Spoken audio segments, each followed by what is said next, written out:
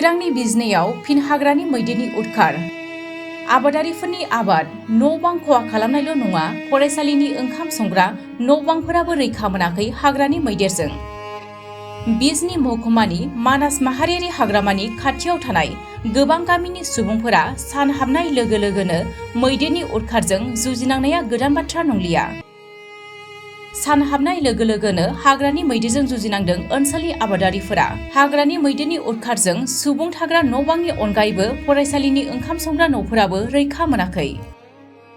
थांनाय रबिबारखालि मानास माहारियारि हाग्रामानिफ्राय आदार नागिरनानै गामियाव हाबफैनाय मैदेरा फरायसालिनि ओंखाम संग्रा न' बां खहा खालामनायजों लोगोसे माइ माइरंफोरखौबो जालांदों। बिजनी महकुमानि मानास माहारियारि हाग्रामानि खाथियाव थानाय 3 नं हायनारि गामिनि गुदि फरायसालिनि ओंखाम संग्रा न'खौ सिफायनानै बस्थानै माइरं जालांदों हाग्रानि मैदेरा।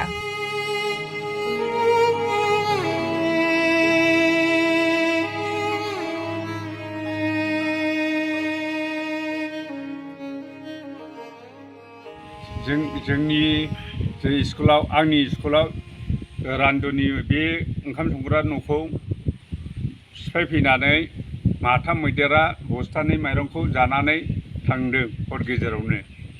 जों होदोंमोन हायाखै। बेवहाय खथिया जादों जोंहा माबा माइरं बस्थानै आरो दरजा आरो देक्सि दुंग्रा बेखिनिखौ खालामलांदों, गाज्रि खालामलांदों आरो लोगोसे बे थारखौबो बियो बस'लांदों। लाइननि खोथाया जागोन होननानै सरकारा जागोन होननानै बुंबाय थायो, दासिमबो बानायना जायाखै। ओंखायनो सरकारा जाहाथे थाबैनो बानायना होयो बेखिनिखौ आं खावलायो।